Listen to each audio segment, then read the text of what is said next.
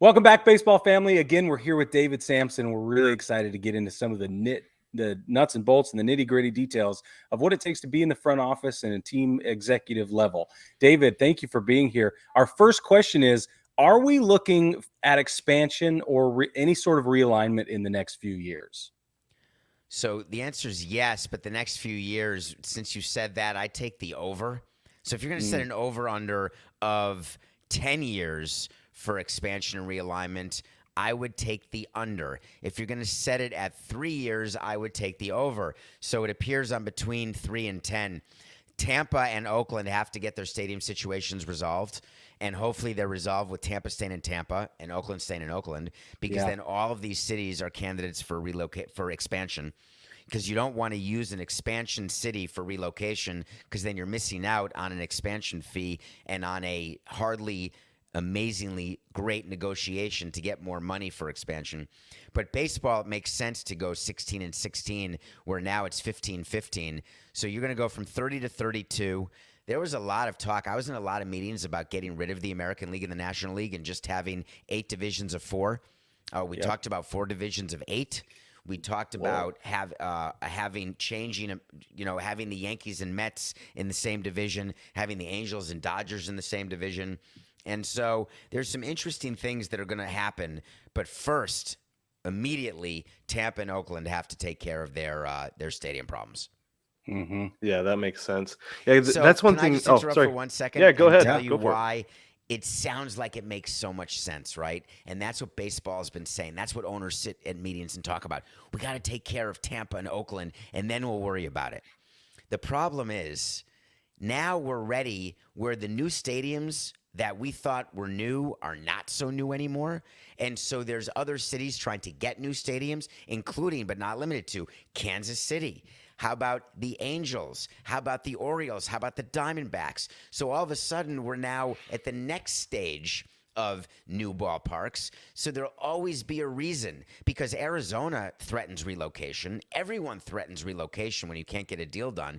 So if baseball waits until nobody's building a ballpark, it's never going to happen. So at some point, you just have to make the decision. But I still think, given that, it's going to be more than 3 and fewer than 10. And we have speculated what cities are going to get expansion opportunities. Do you have votes in that? Like, what do you think? Because I got fired by Jeter, so I have no vote any longer. But the answer is there's going to be one on the West Coast, one on the East Coast. That is my prediction. There will be no one central. I think that Portland, Vancouver, those are all interesting possibilities. I think a third team in New York is an interesting possibility. Nashville, Montreal, all of those things are possible. I just don't think that San Antonio is going to get it. Vegas is a possibility as a West Coast. So you're gonna have one of each. Yeah. We figured for a while that Vegas is definitely going to be one of them, and then we thought about either Nashville or Montreal as well. I just don't know about Portland. Like I'm from Portland originally. Right now I live in Arizona, and I would love for Portland to have a team, just because then, like, if I go back, whatever, I could go to a game. But like at the same time, I don't know about the corporate support there. I know there's a lot of corporate headquarters and everything. I just don't know how it would do. I mean, there were like 2 or 3 minor league teams that failed there over the last 30 years, So I feel like that would be tough. Yeah, Portland. I love Portland, but to me, it's not a candidate. It's just not. And Montreal. I mean, I'm happy to talk about Montreal. I love Montreal. I spent 2.5 years living there, running the Expos, and I loved every minute of it. I love the people. I love the language. I don't love the winter weather, but you can figure out a way not to go outside ever. But they have a problem. They have a problem with the currency exchange, obviously, where your revenue's in Canadian dollars and your expenses are in American dollars. They have a problem getting a ballpark finance there, because no ownership group is going to build a stadium after paying the expansion fee. You just are going to need public help, and they just do not have the TV money, right? Because RDS is not going to spend $50 million a year to put New Montreal Major League Baseball on their channel, and it's got to be French. And, because the English, TSN, it's not close. The economics aren't even close in the Montreal area for that. So I just don't think that in general they've got the necessary revenue to support a team or the infrastructure. But listen, they're a great stalking horse right now. The whole split city with Tampa was laughable, right? It was never going to happen, of course. But I hope that you guys didn't get your hopes up for that. No. We wanted to, but we toyed told with ourselves it. no. Yeah. Yeah, we toyed with it. We thought we're like, how would that even work? Yeah, we messed Yeah. around with it, kind of kicked it around a little bit, but we knew it was never something that was going to happen because it's absurd, right? Yeah. Like, We've kicked around Charlotte as well, taking the Knights to a major league level and upgrading them. But Charlotte's a great city, and they've got good corporate money. They've got great support there. It's in the right time zone. It's going to be fascinating, right? Because so many cities want Major League Baseball. And then when cities lose a team, like when Seattle lost the Seattle Supersonics, they'll spend triple to get an NBA team back. And that's what's so funny, right? Montreal, they could spend double or triple to get a team back when to keep the Expos. They just had to get local ownership, and they had to get a ballpark built. So it'll be interesting to see what happens. Yeah. That's awesome. And a big part of, I feel like a lot of what we saw with the CBA pointed to expansion, like you said with, I feel like the universal DH was like the first step, but also the other thing we saw was expanded playoffs, but that seemed like it was a really hotly contested topic. Do you know what the big hang up was with that? Because to me, it seems like it's a bigger pie for everybody to split, right? Like, well, that's what was the problem with that? Remember, players don't get paid during the playoffs. They're paid from April to September. What they get in the playoffs is something called the playoff share, and the playoff share is based on revenue generated by the gate revenue, gate receipts. And the umpires get money from that, the home team, the visiting team, and then all playoff teams get, the longer you're in the playoffs, like the World Series share is way bigger than if you lose in the divisional round, let's say. But the reason why that was a interesting topic in collective bargaining is that the owners want expanded playoffs for several reasons. One is the more people who are in the playoff race, the more teams which are in the playoff race later in the season, it helps this season with your gate revenue because you're playing games that matter in August. But it also helps that you can send out playoff invoices to your season ticket holders, collect their money, and use their cash instead of having to borrow money or using your own cash. So owners actually use fans' money for cash flow during the course of a season and then during the off season. Because if you collect playoff money and then you don't make the playoffs, you generally just roll that over into next year's season ticket money, which means that you have gotten use of their money for longer. So the more teams who are in the playoff race, the longest, the better it is. You also can sell additional games to television, and that's more money for owners. And in theory, the players get a percentage of that, but there's no guarantee, which is why they had to negotiate that now players get a specific amount of money by agreeing to the expanded playoffs. So why didn't the players want to expand more though? Because I feel like that's like what they want, right? Like they want to make the playoffs, they want to win the World Series. So why were they saying no? We don't want to have 4 more teams. We want to have 2 more teams. Do they feel like it waters it down? But at the same time, like you want to be competitive. Yeah, this is Scott Boris's peep, guys, right? Like this is here's the view. If they think that if an owner can make the playoffs winning 80 games, that will cause that owner to have a lower payroll because why try to win 95 games when you can win 80? And in theory, if you only need to win 80, you can have a lower payroll. Therefore, guys at the top of the market are going to have fewer options because payrolls will in general go down. And the players want payrolls on the upside. They want as many teams as high as possible because that is how the best players get paid the most money. What the players don't realize, and they've never understood this, is the best players are going to get paid and their money's going to keep going up every year. Aaron Judge doesn't need expanded playoffs or not expanded playoffs. He doesn't need anything. He's going to get paid. What the players don't realize is all the decisions they made to try to incrementally help the players, they crushed their own middle class. Yeah. By getting more money to the younger players in this year's CBA and not taking that money away through a salary cap through the players at the top, The players in the middle, the unsigned free agents, the sort of 7-year veterans who go from team to team to team, they're the ones who got crushed and will continue to get crushed. Because when owners lose a point in the CBA, meaning they're going to make less money in their mind, all they're going to do is take it from somebody else. They're not going to take it out of their pockets. For sure.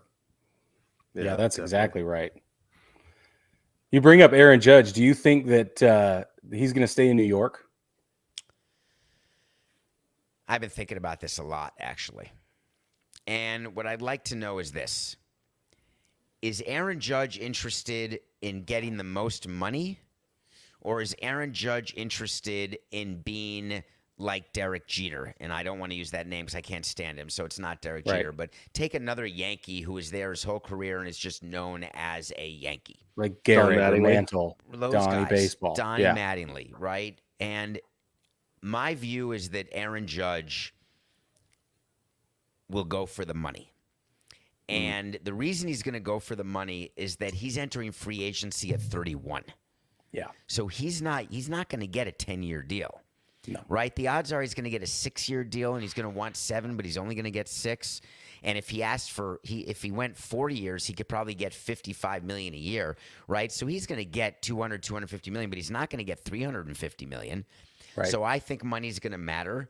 And now if they win the World Series, I was going to say that may change it for me, but Freddie Freeman went to L.A. It's crazy. So after winning the World Series. So it's just money. That's all. Yeah. Speaking of money, would you have given Mike Trout that contract? Because it's huge. Yeah, it's huge. So the reason why we gave Giancarlo Stanton $325 over 13, which was the biggest contract of all time at the time, is that I was tired of the narrative that the Marlins were trading all their best players and tired of us not being able to re-sign. And my view was that having him at $30 million a year, it should not be unreasonable for us to have $120 to $150 million payroll. And that's why we signed him. As it turned out, no one goes to games, even under the new ownership group, which has been there for 5 years, and their payroll is so small that you can't have a $30 million payroll because you'll lose 120 games. So in order to have someone on your team making that much money, they can never represent more than a quarter of your payroll. And I wanted Stanton to be a lifetime Mount Rushmore Marlin, because for whatever reason, it would give our fans and us a legacy, something that we could hold on to, because to me, he's a Hall of Famer. Mike Trout is a lifetime Angel now, and he will always be associated with only the Angels. But the problem in Anaheim, what do you associate Mike Trout with right now? If I played word association, here I go. One word, first word that comes to mind. I don't mean to take your show hostage, but here's the game. You're good. Ready? Yep. Mike Trout. Injury. Losing. Oh. By the way, you can't be wrong. You're both right. If asked, right, for the first word for me, Mike Trout, I would say losing. Yeah. They've never won anything. He's never won a playoff game.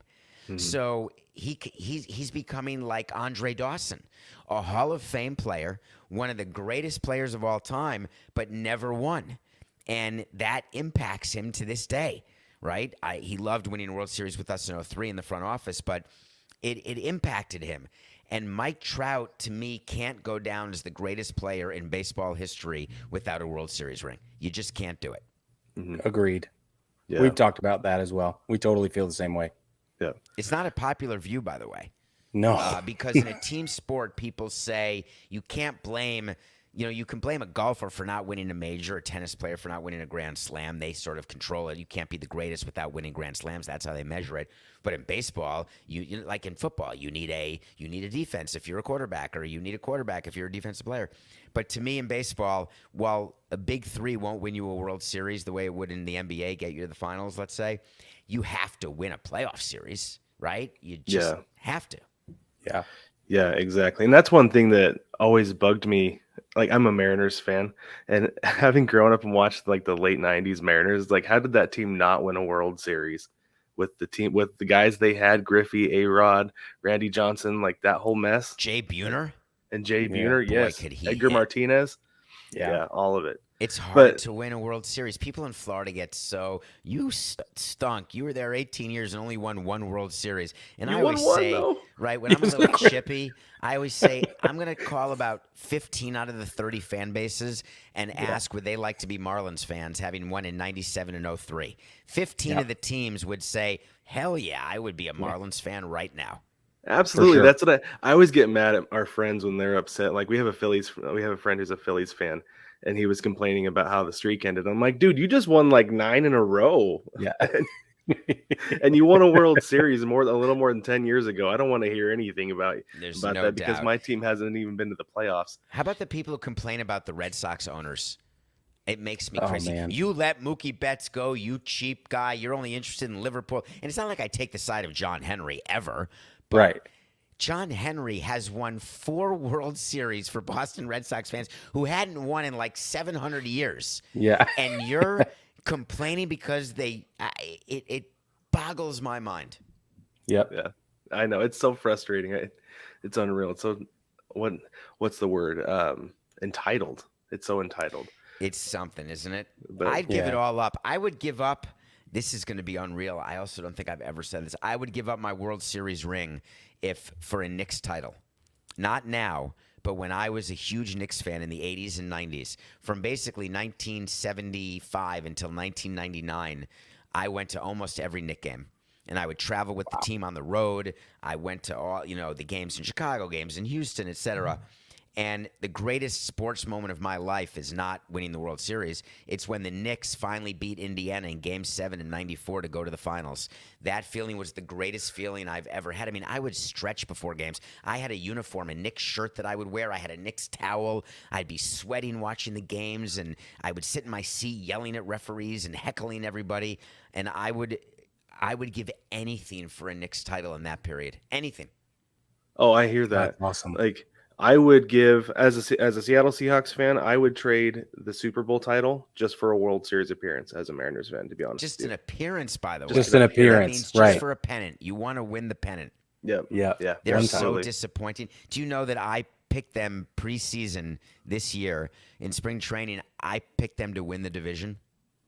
You did. See, Yeah, no one was, but I was, and I am blown away at how bad they are.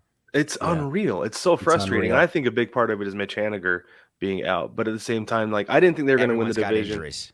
I know, and that's the problem is you can't always blame injuries. I didn't think they're going to win division because I just feel like the Astros are so good. But I do think that with the pieces they have in place, I think the next year could very well be the year. I've been saying it for a while. I think 2023. And David, I'm the ever Been saying it optimist. for a I'm the while ever means optimist. since 95. This In time 95. I mean it. In 95, they got eliminated by the Indians, and I said it's not going to be next year. It's not going to be the next decade. It's going to be 2023. It's when the Mariners win it all. But no, I do have a legitimate question about though. Like, why are some teams just perennially bad every single year? Like the Mariners have gone 21 years now without making the But playoffs. have they been bad hold on. Not every year. They miss the Like- playoffs Not by every a year. couple games here and there. So- And they would have so won the let's talk Central a about couple that. times too. Right? Do you like people like the Orioles are a great example. Yes. Right? The Orioles were really good in the 2000 teens, right? Yep. Didn't they go to the playoffs or in 14 and 15 or 15 and 16 or some years in there? The Royals had that run where they won a World Series. Mm-hmm. The Indians have 15. been up, down, but really good. And then there's nobody who's been really bad. It's cycles. It just Yeah. feels badly, right? Like you feel like the Mariners have not been good since when? 2000? Like is that 2001. that's your What it head? feels like. Yeah. So they've had no good years since 2001. Well, and I don't want to say no good years because, like I said, they missed the playoffs last year by like an hour. And then I was at the game in 2016 when they got eliminated because they lost to the A's on the second to last day of the season. So I know there's been those kind of years. And like I said, there are years by record they would have won the AL Central.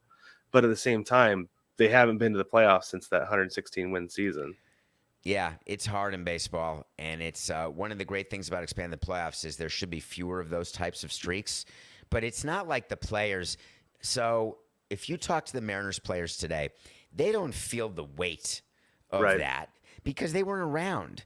Like some of them weren't even born, maybe. So for them, it's just they're playing. And if you ask Chicago Cubs players in 2016, this I loved. It's good for the media, and it's good to say it when the cameras are rolling. Oh, we're doing this for the millions of people who never got to see it, and we think back about the Billy Goat curse, and we're breaking that. They could give a flying rat's tuchus about that. They want to get paid, and if they win, great. If they win a World Series, great. It's cool to win a World Series, but they don't carry the pressure of the curse with them. Players in the clubhouse and in their real lives, they don't think about it for 1 second. That's awesome. Yeah, that's it briefs well, though. It what?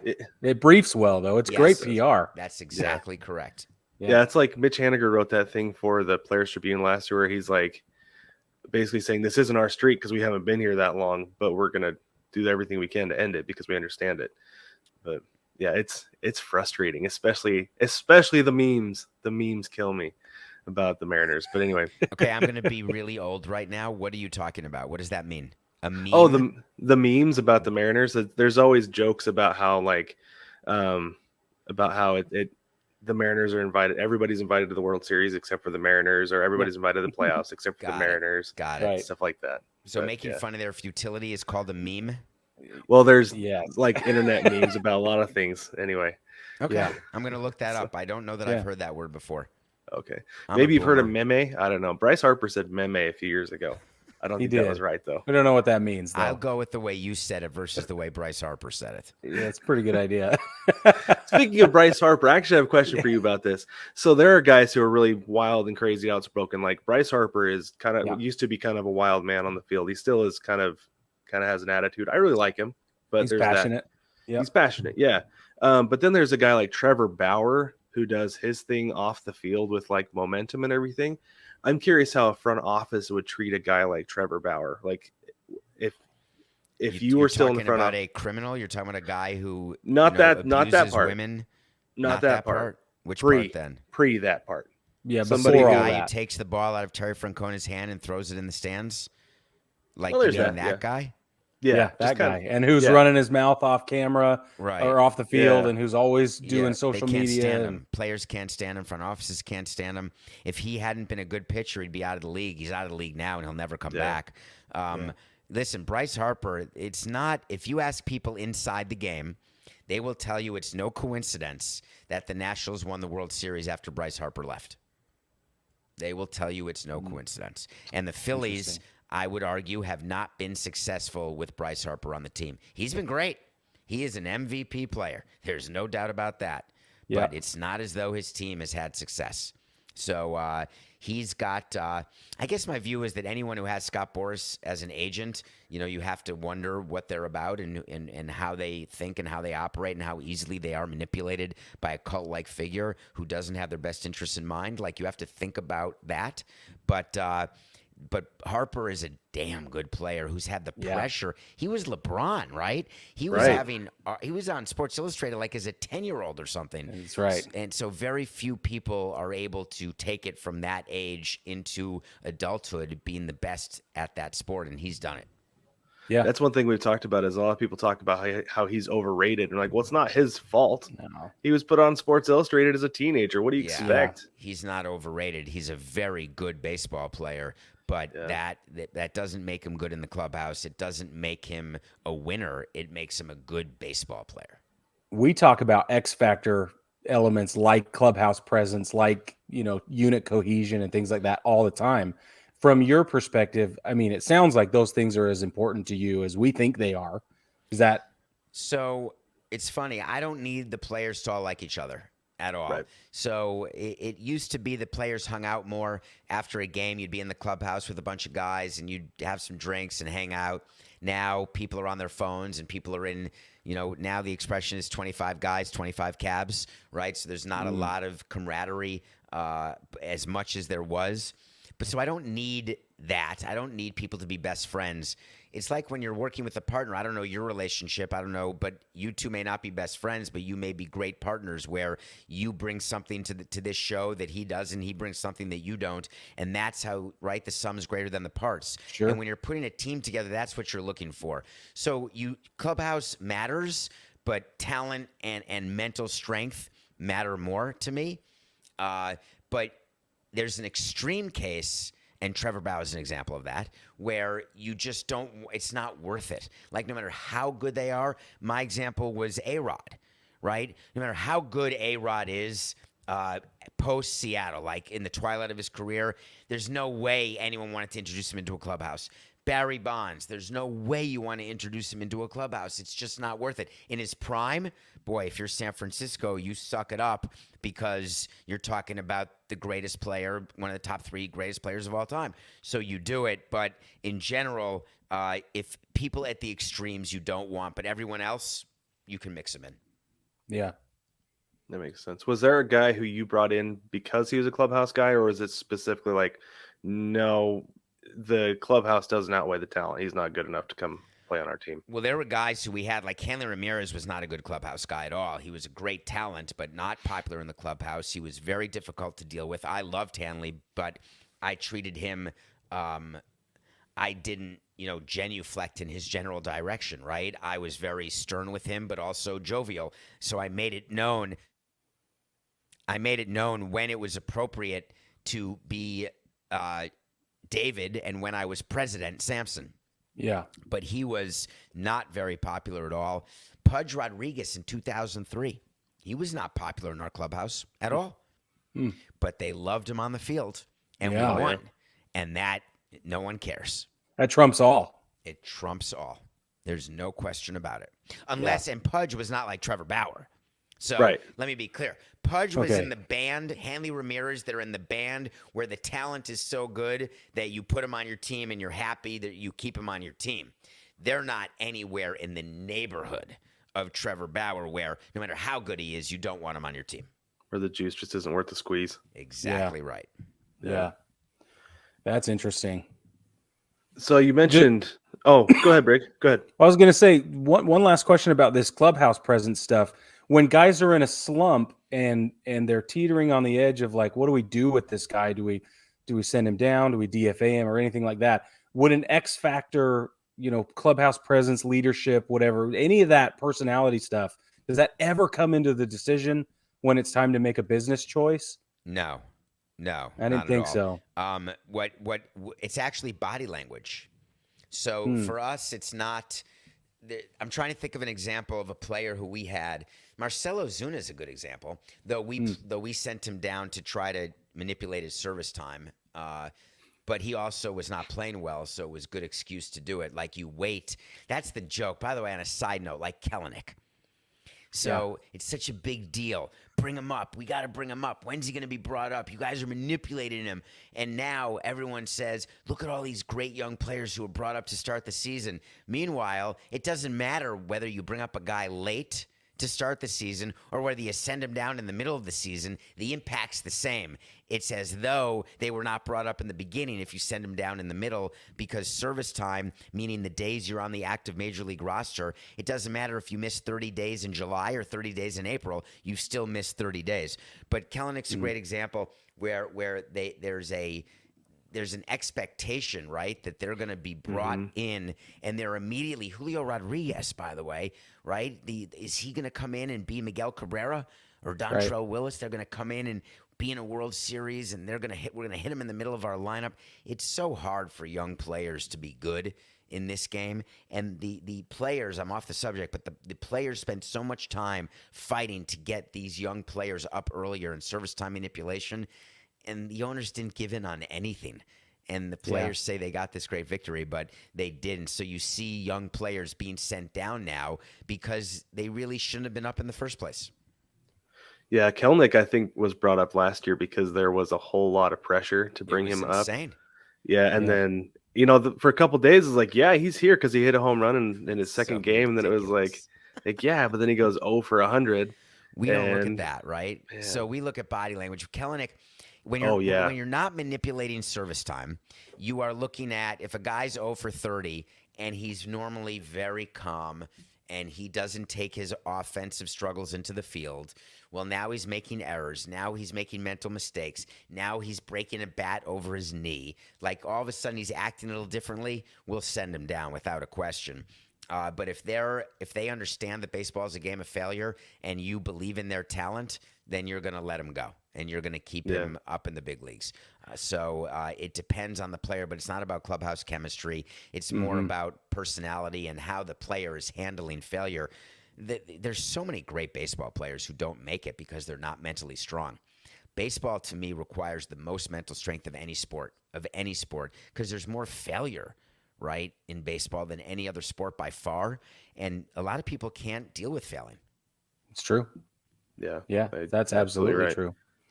That's why I was. Go ahead. Sorry. I was gonna say, when it comes to dealing with the clubhouse, do you feel like there should be like a great divide between the two? Like, I know some teams will, it's like there's the door and then that's it, right? But there's others where it's kind of mixed and mingled. I don't know if it was really this way, but on Moneyball, they sure painted it this way, that Billy Beane is like really involved with everybody in the clubhouse and everything. Like, do you feel like it should be like that, or there should be a great divide between the two? No, I think there can't be. I was in the clubhouse. I went to the clubhouse after every loss, not after every win, because the owner went in only after wins. And I wanted the players to know that win or lose, I'm going to be around. So I went in all the time. I would go in pregame. I would eat dinner with Jose Fernandez every day. He wasn't pitching in the clubhouse after the game had started. And, I want the players to know that I'm all about business. And I'm going to trade you. I'm going to release you. I'm going to designate you. But I'm going to talk to you. And I'm going to tell you what I'm doing and why I'm doing it. I'm going to be very straightforward and direct. I'm going to treat you like a man. But in return, you have to care about what you do, treat me like a man, and then let's move forward together. And the other thing in a clubhouse that's necessary is you can't let things fester. Right? So like Lance Lynn fighting on the bench with the White Sox, he did that yesterday, and you see a lot of team meetings. The Marlins had a team meeting where everyone was upset with everyone else or some such nonsense. It's like a marriage. Right. I fought with the owner. I fought with the general manager, with the players, with the trainers, because you're together all the time. So it's like there's a bickering and there's no makeup sex, right? So you have to find another way, and you try to do it with a victory, right? So you try to win a game, and then you're like, oh, everything's good now. But you have to communicate. You have to communicate with your players, and that's for any business. You have to communicate with people who report to you, and you have to communicate with people to whom you report. So upwards and downwards communication, to me, is the most important skill you have to be successful. I like that. So speaking of being successful, I mean, if there was somebody who wanted to take the job to get the job that you had, to be somewhere along the lines of the president of baseball operations or even a GM, what kind of path would you recommend that they take to get there? Well, you can take my path, which is straight nepotism, right? And just get it that way. But then you better be good, or you're going to last for about a week. So I had an opportunity because I was a lawyer and a banker, and I had an opportunity, and I'd run a business before. So I was given that opportunity by my stepfather, but then I, kicked the door in once I had it and ended up staying 18 years. But I think that what I found over the years, and I would get, 100 resumes a week minimum, people wanting to get into baseball on the baseball side, they didn't have any clue. They thought they were going to come watch games and hang out with players. My whole life, I wanted to be in sports. It's my dream. That's what people would say. I didn't hire any of those people. My dream wasn't to be in sports.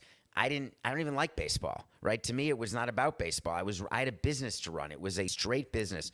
And when I hire you in marketing, your job is to market. If your job is to sell tickets, it doesn't matter if you're selling cars or tickets or computer processors. You're in sales. On the baseball side, people think it's like fantasy baseball. But the majority of the work that you do on the baseball side is like budgets. It's analyzing numbers. It's figuring out how to use and allocate the budget and the monies that you have to build a team. It's not like a fantasy team where, I'm going to spend $4 on that guy, and if I don't like him, I'll just not play him or not worry about it, or I'll ignore my league and give up the $10, right? It's your life, it's your job, but it's not nearly as sexy. That's the one thing I tell people. Working in sports is not nearly as sexy as people think it is. Yeah, do you find a lot of people get into it with some of this grandiosity and some of this fantasy, and then it ruins baseball for them, or it ruins No, they leave. They leave. Yeah. They either get fired or they quit. The attrition that happens in a front office is tremendous because the expectation that people have doesn't match the reality. So they're just, it's not worth it. And they want to make more money. We don't pay very well, except at the very top, because there's 1,000 people who do the same job as better as you can do it, and I can pay them less. Yeah. So that's just the economics of it, right? And but the higher you get, like as GM or president of baseball operations, or I was the president of the team, there are fewer people who can do that. Because just like there are fewer people who can be a CEO or of a big company that's not a baseball company. So It's really, there's no difference between a baseball team and a retail store. Yeah, you mentioned that in your podcast today a little bit, where you talked about expected revenue versus guaranteed revenue and all that different management. And I thought that was fascinating because that's any business. That it doesn't matter. Isn't that strange? You could be running a car wash and it would be the same thing. That's like the car wash example is a great one, where it's the buy 10 car washes, pay up front, get the 11th free. Yeah. So people buy the 10 car washes, you get the money, the owner of the car wash gets to use the money, and then the guy comes in for a second car wash, goes to the cashier and says, "See you later." And you're like, huh? I got to pay my guys who are running the car wash, who are drying the car, but they didn't give me any money for this car. What do I do? Well, you got paid up front, so you better allocate that money and save it, or else you're not going to be able to pay your employees. By the way, that's called a Ponzi scheme, right? When you keep taking money from some future thing to pay out current obligations, the current obligations at the car wash are the people who are running your car wash for cars who already paid for their wash a week, a month, or a year ago. So you're right. Thank you for listening. That I really do appreciate that. And I spoke to Coke after the show today, and he was fascinated with the show today as well, because he said, people don't think of that, right? People won't even, when we're talking about naming rights deals, like people just assume the Lakers deal with crypto.com is just, they're going to keep getting $30 million a year. They're not. There's no chance that deal is going to continue. Yeah, I love that. You ripped Bitcoin apart, and it was awesome because I've had this gut feeling that I don't know. It just makes me uncomfortable. And you put words to feelings I didn't know how to express. So it was good. It was great. Thank you. Well, that's nothing personal, right? That's what we do. Yeah. I try to put words. What I'm saying is not brain surgery. I'm not solving equals MC squared. I'm telling people things that I've experienced and putting it in a way that everyone can talk about and think about. But what's going on with Bitcoin and crypto, it's just funny to me because it's like people who spend their whole life trying to tell you how different they are, right? Oh, listen, I'm a big fashion guy, or I'm this, I'm that. I'm so different than you. Meanwhile, they're all the same, right? So crypto spends its whole life trying to say how different they are than the U.S. dollar, than the U.S. markets. We're different than equities and bonds. Meanwhile, there's a bear market and crypto's down too. Is that a coincidence? I think not. Agreed. Yeah. Okay, I have one more question we have to get to because this is something that burns with both of us often. City Connect uniforms that come out. Okay. Some are very good, some are very bad. Who makes the final decision on that? Is that Nike brings that to the team and says, "We made this for you," or does the team say A out of A, B, or C? Like, how does that work? So Nike will send A, B, or C.